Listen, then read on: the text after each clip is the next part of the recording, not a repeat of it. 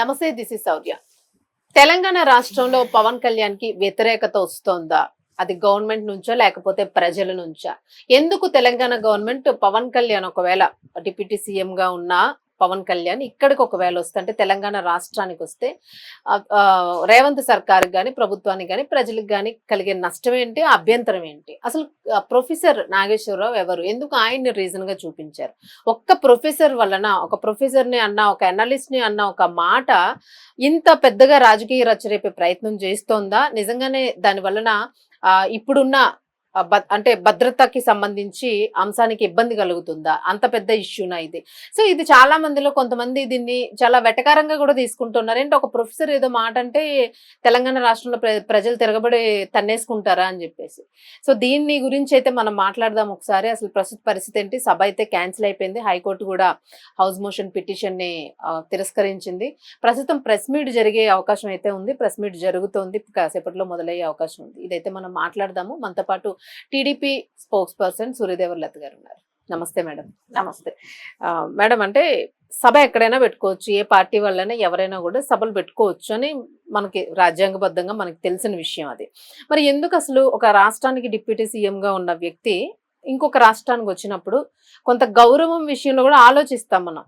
ఒకే పార్టీకి సంబంధించిన వ్యక్తే కదా అని. సో ఒక సభ పెట్టడం వలన కలిగిన నష్టం ఏంటి? ఒక అభద్రతా భావంతోనే రేవంత్ సర్కార్ అలా దానికి పర్మిషన్స్ ఇవ్వకుండా ఉండిందా? ప్రొఫెసర్ కి అంతా ఇది ఉందా అని చాలా మంది అంటూ ఉన్నారు. ఒక ప్రొఫెసర్ కోసమే ఆపేస్తారా దాన్ని అని. ఇప్పుడు ప్రొఫెసర్ నాగేశ్వరరావు గారి గురించి ఈ తెలంగాణ రాష్ట్రంలో ఇంత చర్చ జరుగుతుందా అని అంటే ఇంపాసిబుల్. అది కాదు. దీని వెనకాల చాలా పెద్ద కుట్ర కోణం కనపడుతుంది. అంటే ఇప్పుడు ఏంటంటే మొన్న మోదీ గారు వచ్చిపోయిన దగ్గర నుంచి చూస్తే ఆయన నారా చంద్రబాబు నాయుడు గారిని కలవటమే కావచ్చు, తెలంగాణ వచ్చినప్పుడు అలాగే పవన్ కళ్యాణ్ గారిని కూడా కలవటం జరిగింది. సరే, కొంచెం వాళ్ళకి ఇప్పుడు అక్కడ వెస్ట్ బెంగాల్లో ఆల్రెడీ గెలిచారు. సో తెలంగాణలో కూడా గెలవాలనే కోరిక అయితే ఎవరికైనా ఉంటది. ఎవరికైనా ఉంటుంది. స్వలాభం ఆలోచిస్తారు, పార్టీలు స్వలాభం ఆలోచిస్తారు. సరే, ఆల్రెడీ టీడీపీ అనే పార్టీ ఎప్పటి నుంచో ఇక్కడ ఉంది, ఆల్రెడీ పరిపాలించింది. పార్టీ పుట్టింది కూడా తెలంగాణలోనే. 43 సంవత్సరాలు అయిపోయి కూడా 44వ సంవత్సరం కూడా వచ్చింది. ఎన్టీఆర్ గారు మూలాన తెలంగాణలో కానివ్వండి మంచి సంస్కరణలు తీసుకురావటం, నారా చంద్రబాబు నాయుడు గారు అభివృద్ధి దిశగా ముందుకు తీసుకెళ్లటం కానీ ఎవరు కాదనలేని సత్యం ఇది. సో ప్రతి వాళ్ళు కూడా తెలంగాణ వాళ్ళు కూడా ఒప్పుకుంటారు. కానీ ఇక్కడ పవన్ కళ్యాణ్ గారి విషయానికి వస్తే, పవన్ కళ్యాణ్ గారి జనసేన పార్టీ కూడా పుట్టింది తెలంగాణలోనే. సో అప్పుడు ఇక్కడే అనౌన్స్ చేసుకున్నారు. ఆయన ఉండేది కూడా ఇక్కడే. సో అంటే ఒక చోట లీడ్ తీసుకోవాల్సి వచ్చినప్పుడు అక్కడ లీడ్ తీసుకోవటం కానివ్వండి, సరే అక్కడ అధికారంగా ఇప్పుడు వాళ్ళ మనుగడ అంటూ అక్కడ బాగానే ఉంది. సో తెలంగాణలో కూడా వాళ్ళకి క్యాడర్ ఉంటది.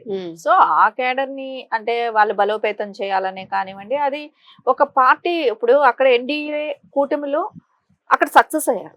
సో రేపు తెలంగాణలో కూడా సక్సెస్ అయ్యే అవకాశాలు ఉన్నాయి. సో అదే కూటమితో వెళ్దామనే ఒక డెసిషన్ ఉండుంటది. మేబీ అది జరుగుండొచ్చు. ఎందుకంటే ఇంకా ప్రెస్ మీట్ ఇంకా పవన్ కళ్యాణ్ గారు మాట్లాడిన తర్వాత ఇంకే విషయాలు బయట వస్తాయో మనకు తెలియదు. ఇది ఓన్లీ మనం అనాలిసిస్ చేసేది. సో ఆ దిశగా ఏదైనా ప్రయత్నాలు చేస్తుండొచ్చు. సో వీళ్ళకి ఏంటంటే పార్టీని ఇంకొక పార్టీ ఇక్కడ బలపడకూడదు. మెయిన్ కాన్సెప్ట్ అది. సో ఎందుకంటే వీళ్ళేమో కాంట్రాక్ట్లు ఇచ్చుకోవటం కానివ్వండి, ఇక్కడ ఉన్న కంపెనీలే కానివ్వండి, ఆంధ్ర వాళ్ళు ఉండొచ్చు, అన్ని ఉండొచ్చు. కానీ ఇప్పుడు మటుకు ఇక్కడ బూచిని చూపిస్తున్నారు. ఇక్కడ తెలంగాణ ప్రజలు మంచి వాళ్ళు, చాలా ఇది. ఎందుకంటే ప్రజల నుంచి ఏమి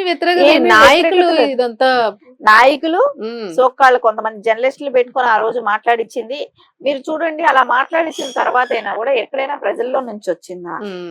ప్రజలు ఎవరు కూడా దాన్ని పట్టించుకోవట్లేదు. సో ఈ కొద్ది రోజులు చూసారు, నాగేశ్వరరావు అయ్యింది, తర్వాత జర్నలిస్టులు అయ్యింది, తర్వాత కవిత మాట ఒక వార్నింగ్ ఇచ్చింది, దాని తర్వాత ఇప్పుడు కాంగ్రెస్ బయటపడింది. అవును, అంటే మనకి ఇక్కడ స్పష్టంగా అర్థమవుతుంది ఏంటంటే కాంగ్రెస్ చేస్తున్న పని. ఎందుకంటే ఈ రోజున పర్మిషన్స్ ఇవ్వలేదు. మరి కాదు మేడం, అంటే మొన్నటి వరకు మోదీని కలవడం గానీ వాళ్ళిద్దరు కూడా చాలా క్లోజ్ అయిపోయారు, రేవంత్ మోదీ అని. అంటే రేవంత్ ఇప్పుడు కాంగ్రెస్ అంటేనే గ్రూప్ రాజకీయాలు. అవును, అంటే కాంగ్రెస్ తో బీజేపీ కలుస్తుందని కాదు, బీజేపీ కలవదు. ఎట్లాగా అది రెండు అట్లాంటప్పుడు కలవదు. కానీ ఈ మధ్య జరిగిన క్లోజ్నెస్ ఇవన్నీ ఏవైతే ఉన్నాయో, సో దీన్ని కంపేర్ చేసుకుంటే మనం రేవంత్ పవన్ కళ్యాణ్ కూడా సేమ్ అంతే మోదీకి క్లోజ్. అంటే ఓకే, ఇక్కడ మీరు చెప్పిన దానికి ఒకటే చెప్పాలి. రేవంత్ గారిని మా అడుగుజాడల్లోనే కాంగ్రెస్ మొత్తం నడుస్తుంది అంటే అది నమ్మశక్యం కాదు.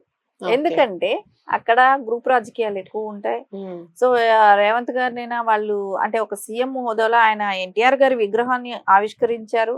ఆయన ఏంటంటే ఎక్కడ భేషజాలకు వెళ్లకుండా ఆయన ఇది ఏంటంటే రేపు వచ్చే జిహెచ్ఎంసీ ఎలక్షన్ లో కూడా ఇది ఒకటి ప్లస్ అవుతుందనే ఆలోచనతో ఆయన అలా పనిచేసుకెళ్తున్నారు.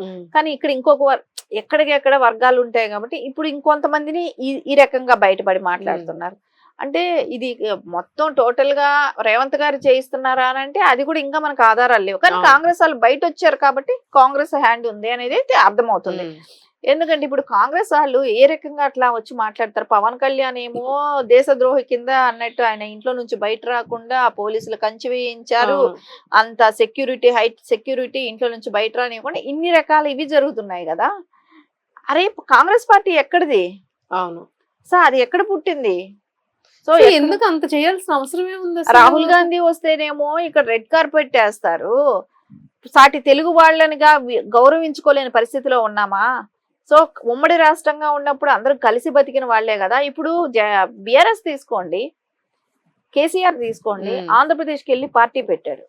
బిఆర్ఎస్ అని ఆఫీస్ ఓపెన్ చేశాడు. అవునవును, అక్కడ పోటీ చేస్తామన్నాడు, శపథాలు చేశాడు. ఆ రోజున ఎవ్వరు కూడా చంద్రబాబు నాయుడు గారు కానీ ఎవరైనా సరే నువ్వు ఎందుకు ఈడొచ్చి పార్టీ పెడుతున్నావు అనేది అనలేదు. స్వాగతిస్తున్నాం అన్నారు, పార్టీలు పెట్టుకోవచ్చు అన్నారు. కానీ ఈ రోజున ఇక్కడ మాట్లాడుతున్న మాట, మహారాష్ట్ర వెళ్ళారు, భారీ ర్యాలీ చేశారు. 600 కార్లు 700 కార్ల దాకా వెళ్ళి భారీ ర్యాలీ చేసి పెద్ద బహిరంగ సభ పెట్టి మేము పార్టీ పెడుతున్నాం, పోటీ చేస్తున్నాం అన్నారు. కర్ణాటకకి వెళ్తామన్నారు, మేము భారతదేశం మొత్తం విస్తరిస్తామన్నారు. అన్ని చెప్పారే, అప్పుడు అందరూ స్వాగతించారు కదా. ఎవరు కూడా దాన్ని తప్పు పట్టలేదు. ఎవరైనా సరే ఎక్కడైనా రాజకీయ పార్టీ పెట్టుకునే అవకాశం ఎవరికైనా ఉంటుంది. సో ఇప్పుడు పవన్ కళ్యాణ్ గారి మీద అభిమానులు ఉంటారు. సో వాళ్ళు ఆయన ఆయన ఆయన ఏదైతే చెప్తున్నారో యువతను ఆకర్షించడం అని ఇవన్నీ ఉంటాయి కదా. సో నచ్చిన వాళ్ళు ఆయన పార్టీలోకి వెళ్తారు. అంతే, ఇప్పుడు గురించి మాట్లాడాడు ఆయన, జంజీ గురించి చెప్పారు. ఇప్పుడు ఆ జంజీ వచ్చి ఆయనకి అట్రాక్ట్ అయ్యి ఆ పార్టీలోకి చేరుతారేమో. చేరిన తర్వాత ఓట్లు వేసేది తెలంగాణ ప్రజలే వేయాలి ఓట్లు కదా. ఎండ్ ఆఫ్ ద టైం ఎవరు వేస్తారు? ఆంధ్ర వాళ్ళు వచ్చి ఓటేరు, మహారాష్ట్ర నుంచో కర్ణాటక నుంచో వచ్చి ఓటేరు. తెలంగాణ ప్రజలు ఓటేస్తేనే ఆ పార్టీ ఉంటదా పోతుందని. ఎందుకు ప్రజల డెసిషన్ కి ఎందుకు వదిలిపెట్టరు? అది ప్రజల గొంతుకు కూడా, అంటే ప్రజల్ని కూడా నొక్కేస్తుంది. ఇక్కడ ఏంటంటే ప్రజలకు కూడా మేం చెప్పిన పార్టీలే ఉండాలి, మేం చెప్పిన వాళ్ళకే ఓటేయాలి అని ప్రజల గొంతును కూడా వాళ్ళకు కూడా ఫ్రీ హ్యాండ్ ప్రజలకు ఇవ్వట్లేదు. అసలు మనకు స్పష్టంగా కనపడుతుంది కదా. ప్రజలకు ఎక్కడైనా ఒక ఇది ఇస్తున్నారా? అరే రాహుల్ గాంధీ ఎక్కడి నుంచో ఢిల్లీ నుంచో వచ్చిన వాళ్ళ మటుకు బలవంతంగా రుద్దుతున్నారు. సోనియా గాంధీ గారు ఇండియనే కాదు, ఆవిడ్ని యాక్సెప్ట్ చేసాం, తప్పు లేదు. ఇప్పుడు ఆవిడ ఎప్పుడో వచ్చేసారు, సో పెళ్లి చేసుకున్నారు. సో ఈ రాజకీయాలుగా ఇండియాలో డెవలప్మెంట్ లో మన్మోహన్ సింగ్ గారిని పెట్టడం, మన్మోహన్ సింగ్ గారు ఎంతో అంత డెవలప్ చేశారు. సో నిజం ఏదో నిజంగా ఒప్పుకోవాలి. సో మన రాజకీయాల కోసం, మన స్వార్థం కోసం, ఎస్పెషల్లీ మనసుకున్న స్వార్థం కోసం బురద చల్లకూడదు. ప్రజలను అయితే దృష్టిలో పెట్టుకోవాలి. ఫస్ట్ థింగ్, ప్రజలు వ్యతిరేకిస్తారు. ఇప్పుడు పవన్ ఆపినంత మాత్రాన రేవంత్ రెడ్డి గొప్ప అవుతాడని ఏం లేదు. ప్రజల్లో ఇది మరింత హైప్ పెరిగే ఛాన్స్ కూడా ఉంటుంది. ఖచ్చితంగా ఇది ప్రజలు ఇప్పుడు ఆయనకి కూడా ఇది మైనస్ అయ్యే అవకాశం ఉంది కదా. పర్మిషన్ ఇస్తే ఏం పోతుంది అంటే భయపడ్డా అనే క్వశ్చన్ వస్తుంది. అదేమంటే పార్కింగ్ ఇబ్బంది అనో, జనాల్ని కంట్రోల్ చేయలేకపోవడం అనేటివి మాట్లాడుతున్నారు. అరే పెద్ద పెద్ద లక్షలతో ఉన్న జనాలతో మీటింగులు జరిగాయి. మాది మహానాడు లాంటివి కూడా ఎప్పుడో జరిగాయి. కర్ఫ్యూ లాంటివి కూడా జరిగాయి ఇక్కడ. అదే అంటే హిందూ ముస్లిం గొడవలు లాంటివి కూడా అనగదొక్కగలిగిన ఇది తెలంగాణలో. ఈ మాత్రం వ్యతిరేకతకి అన్నారని వ్యతిరేకతకి ఇంత జరుగుతుంది, అలకల్లోలం జరిగిపోతుందా? అదే భయం, అదే ఆలోచించాల్సి వస్తుంది అక్కడ. అరే అసలు ఒక కంప్లైంట్ ఇచ్చి ఉండాల్సింది. అదే వీళ్ళైతే అదే చేసేవాళ్ళు కదా. ఒక మహిళను పెట్టుకొని చెప్పుతూ కొట్టిస్తారా? ఏమైనా సెన్స్ ఉందా? అవును, అదేందో పదజాలం అంతా. అంటే అతని పర్సనల్ లైఫ్ కి మాట్లాడే అధికారం ఎవరికీ లేదు. అవును, ఆ పర్సనల్ లైఫ్ మాట్లాడినా ఆయన కేసు పెట్టల. అవును, పర్సనల్ గురించి మాట్లాడినప్పుడు ఎవరికైనా రైట్ ఉంటది, అవును, కేసు పెట్టే రైట్ ఉంటది. పర్సనల్ గురించి మాట్లాడారు, అయినా ఆయన ఏమైనా చేశారా? లేదు కదా. సో ఆ రోజైనా మీరే యాక్షన్ తీసుకోవాల్సి వచ్చేది కదా తెలంగాణలో ఉన్న ఏదైతే గవర్నమెంట్. కానీ అది కాదు కదా. అరే ప్రజల గొంతు ఎందుకు నొక్కేస్తున్నారు ఇక్కడ? ఉమ్, తెలంగాణ ప్రజలకు ఇష్టం ఉంటే ఓటేస్తారు, ఇష్టం లేకపోతే ఓటు వేయరు కదా. సో వాళ్ళ డెసిషన్ కి ఎందుకు వదిలిపెట్టరు? అవును. అదేమంటే తెలంగాణ ఇప్పుడు దీనిలో క్లియర్ కట్ గా ఒకటే అర్థమైంది, కాంగ్రెస్ అండ్ కొత్తగా వచ్చిన టిఆర్ఎస్ రెండు ఒకటే అనేది ఓకే. మటుకు ఓపెన్ అయిపోయింది. ఓకే. మొన్నటికి వరకు ఆవిడ ఎవరి మూలాన పార్టీ పెట్టిందని అనే ఒక డైనమో ఉండింది. ఇప్పుడు ఉమ్. పవన్ కళ్యాణ్ గారి ఇష్యూ వచ్చిన తర్వాత ఇది బయటపడింది. సో ఖచ్చితంగా కవిత సో కూడా కాంగ్రెస్ ఇది. ఓకే, అయితే ఇంకొక కూటమి ప్రభుత్వం ఏర్పడబోతుందా ఇక్కడ? ఆవిడకి ఎవరిని గుర్తిస్తున్నారు ఇప్పుడు ఏంటంటే ఆవిడ మీద ఈ 4 కౌంటర్లు ఇవ్వటం కూడా ఎందుకో తెలుసా? నేనున్నానని గుర్తు చేసుకోవడం. నేనున్నానని గుర్తు చేసుకోవటం. మా పార్టీ మీద మా నాయకుడిని మాట్లాడింది కాబట్టి మేము మాట్లాడుతున్నాం. అవునవును. ఆవిడ తానున్నానని అందుకోసమే గుర్తు చేసుకోవడానికి ఆ, నేను ఇంకా ఉన్నాను అని ఏదో ఒక ఇరక నుంచి తొంగి చూస్తున్నట్టే అనిపిస్తుంది. ఆవిడ తెలంగాణ సమస్యల గురించో తెలంగాణ గురించో ఎవరు మాట్లాడినా కూడా ఎప్పుడు పట్టించుకోలేదు. అవునవును. ఎందుకంటే ఈ డ్రామాలు తెలుసుకున్నారు తెలంగాణ ప్రజలు. అర్థమైపోయింది ప్రజలకు. అర్థమైపోయింది, ఎవ్వరు పట్టించుకోలేదు. అమ్మ మళ్ళా మీ నాన్న నీకు ఇవ్వాల్సిన 14,000 కోట్లు కానీ ఇచ్చేస్తే మళ్ళా ఇదంతా చాప చుట్టేస్తావు తెలుసు అని అనుకున్నారు. అవును. అందుకని ఎవరు పట్టించుకోలేదు. సరే నన్ను ఎవరు పట్టించుకోవట్లేదు కాబట్టి ఆంధ్ర వాళ్ళు తెలంగాణ వాళ్ళని మాట్లాడటం మొదలు పెట్టింది. అది కూడా ఎవడు పట్టించుకోవట్లేదు. అవును. బాబు గారి ఇల్లు ముట్టడిస్తాను అప్పుడు కూడా ఎవడు పట్టించుకోలేదు.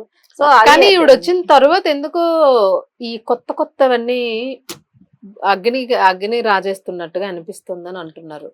ప్రొఫెసర్ నాగేశ్వరరావు విషయంలోన మా తెలంగాణ అనలిస్ట్ అని అనడం, లేదంటే కొన్ని అనకూడని వెధవలు అని తిట్టడం, లేకపోతే విగ్రహాలని ధ్వంసం చేసి పార్సిల్ చేస్తాము మీ తెలుగు వాళ్ళ విగ్రహాలు అని అనడం.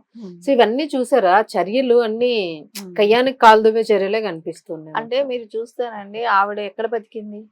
ఆంధ్ర వాళ్ళతో బతకలేదా? వాళ్ళ అన్న చదువుకుంది ఎక్కడ? గుంటూరులో కాదా? ఈవిడ బ్యూటీ పార్లర్స్ ఎక్కడ పెట్టింది? ఆంధ్రాలో కాదా? అక్కడ సొమ్ము తెచ్చుకొని తిని బతికిందే కదా. సో ఈవిడ ఓన్లీ బ్యూటీ పార్లర్ పెట్టుకొని నడుపుకున్న ఆవిడ ఈ రోజు ఇన్ని వేల కోట్లు ఎట్లా వచ్చాయి? సో వీళ్ళకి ఎప్పుడైతే తెలంగాణ వస్తుంది అనేటప్పటికి ఇండియాకి వచ్చేసారు. అప్పటి వరకు అమెరికాలో లేరా? అక్కడ వాళ్ళు తరిమిస్తారా మిమ్మల్ని? ఇలాంటి ఆ మాటలు అక్కడ కూడా మాట్లాడే వాళ్ళ. ఇప్పుడు వాళ్ళ కొడుకు ఎందుకు అమెరికాకి వెళ్ళాడు? అమెరికాకి వెళ్ళాల్సిన మీరు తెలంగాణలోనే ఉండాలని చెప్పి ఇక్కడ పెట్టుకోవచ్చు కదా. ఇదంతా వాళ్ళ కుచిలో బుద్ధి బయటపడుతుంది. ఎంత కుసించకపోయినదంటే వాళ్ళ బుద్ధులు ఈ రకంగా బయటపడుతుంది. అంటే వాళ్ళ అవసరానికి వచ్చినప్పుడు ఒక మాట, అవసరం తీరిపోయినాక ఒక మాట. సో ప్రజలు అది గ్రహించారు. ప్రజలు ఎవరు కూడా ఆవిడ మాటలకే కానివ్వండి వాటికి ఎవరు కూడా పట్టించుకోవట్లేదు. ఆవిడ మాట్లాడేటివన్నీ కూడా ఇప్పుడు ఎన్టీఆర్ గారి విగ్రహం గురించి అని అన్నాడు. కేటీఆర్ గారు చెప్తున్నారు మేము ఖమ్మంలో పెట్టాము మా గవర్నమెంట్ ఉన్నప్పుడు, ఎందుకంటే కాంగ్రెస్ గవర్నమెంట్ ఇప్పుడు పెట్టిందని. మేము గతంలోనే ఖమ్మంలో పెట్టాము అని చెప్పారు. అప్పుడు ఎందుకు ఆపలేదు? అదే అదే అప్పుడే ఈవిడ అక్కడే కూడా ఉంది. అంటే వీళ్ళు పెడితే ఒకటి వాళ్ళు పెడితే ఒకటి. అసలు తెలిసి తెలియకుండా మొన్న మాట్లాడింది పివి నరసింహ గారి విగ్రహం లేదు వెళ్ళి చూసిందా? ఆంధ్రాలో ఎన్ని విగ్రహాలు ఉన్నాయో ప్రతి చోట పివి నరసింహరావు పార్క్ అనో ఏదో ప్రతి చోట ఉంటున్నాయి. పివి నరసింహ గారిని ఎందుకు మనం అందరం గుర్తు చేసుకుంటాం? ఆయన ప్రధానిగా చేసిన వ్యక్తి, మన తెలుగు వాడు. అక్కడ తెలంగాణ ఆంధ్ర అని కాదు, అసలు ఆంధ్రాలో అది ఉండదండి. తెలంగాణ ఆంధ్ర అనేది మాట ఎప్పుడు కాంట్రవర్సీస్ కనిపించవు. ఎప్పుడు కూడా ఈ రాష్ట్రం ఎందుకు తెలంగాణ ఆంధ్ర ఊసెత్తుతుందో అర్థం కావట్లేదు. ఎందుకు అంటే అది ప్రజల్లో నుంచి ఇప్పుడు ఒకసారి రాష్ట్రం సిద్ధించిన తర్వాత ప్రజల్లో లేదు అది. వీళ్ళు రాజకీయాల కోసం రాజేస్తా అదేదో నిప్పు లాంటిది, అది ఆరిపోతుందేమో అన్నట్టు మళ్ళీ వెలిగించాలని చూస్తారు, ఆరిపోతుందేమో వెలిగించాలన్నట్టు చూస్తుంది. సో ఇది ఇప్పుడు గతంలో జరిగింది వేరు, ఇప్పుడు జరిగేది వేరు. ఇక మీదట ప్రజలు దాని గురించి నేను అనుకుంటాను ఆలోచించరు. సో అభివృద్ధి ఏంటి? సో మనం మిగులు బడ్జెట్ ఉన్న రాష్ట్రాన్ని ఈ రోజు అప్పుల పాలు చేసింది ఈ తెలంగాణ తీసుకున్న తర్వాత ఈయన కేసీఆర్ గారే కదా. ఇప్పుడు మొన్న మహానాడు సభలకు ఎలాంటి అభ్యంతరం పెట్టలేని వాళ్ళు ఈ రోజు పవన్ కళ్యాణ్ సభకి ఎందుకు అభ్యంతరం పెట్టారంటారు? ఎప్పుడు మహానాడుది? ఇక్కడ ఆవిర్భావం మన మహానాడు సభలు ఇక్కడ అది మేము పార్టీ ఆఫీస్ లోనే చేసుకున్నట్టు కదా. పార్టీ ఆఫీస్ లోనే చేసుకున్నారు. ఇప్పుడు కూడా జస్ట్ ఆయన ప్రెస్ మీట్ కూడా మళ్ళీ పర్మిషన్ అని అంటే అది మరి విచిత్రంగా ఉంది కదా. ప్రెస్ మీట్లకి పర్మిషన్ తీసుకోవాల్సిన పరిస్థితి వచ్చారా అనిపిస్తుంది. ఇప్పుడు అట్లా అనుకుంటే వాళ్ళు అంత ఉద్రేకంగా మాట్లాడినప్పుడు ఇక్కడ ఎంతో మంది మనోభావాలు, కవితని ఈ పార్టీకి అరెస్ట్ చేసి ఉండాలి అలాంటి మాటలు మాట్లాడినప్పుడు ఇంకా ఎవరైతే సోకాల్ జర్నలిస్టులు అందరూ కూర్చొని Hmm. చెప్పులతో కొట్టిస్తూ నోటుకొచ్చినట్టు మాట్లాడుతూ ఫ్యామిలీల మీద అటాక్ చేస్తే, ఇంట్లో ఉన్న ఆడవాళ్ళ మీద అటాక్ చేస్తే, Hmm. వాళ్ళ పిల్లల మీద అటాక్ చేసినప్పుడు వాళ్ళని చేసి ఉండాలి అని అక్కడెక్కడ కనపడలేదు కదా అది. సో ఏంటి ప్రభుత్వం ఒకళ్ళకే కొమ్ము కాస్తుందా? అవును. సో శాంతి భద్రతలు అక్కడ అక్కడే కనపడలేదా? లోపించేస్తే శాంతి భద్రతల విఘాతం అక్కడే కలుగుతుంది. అక్కడ కూడా ఉంది కదా. కానీ ఇక్కడ మెయిన్ ప్రజల్లో లేని దీన్ని వీళ్ళు ఎందుకు రెచ్చగొడుతున్నారు. తెచ్చగొడుతున్నారో తెలియట్లేదు. లేని దాన్ని ఆలోచింపజేసేలాగా చేస్తున్నారు. అసలు అది కూడా మేధావులని చెప్పుకునే వాళ్ళు ఎందుకు ప్రశాంతంగా బతికు అందరూ ప్రశాంతంగా ఉండే వాతావరణాన్ని ఎందుకు కలుషితం చేస్తున్నారు? అవును. అరే లెట్ మీ డిసైడ్, ప్రజలు డిసైడ్ చేస్తారు అవును.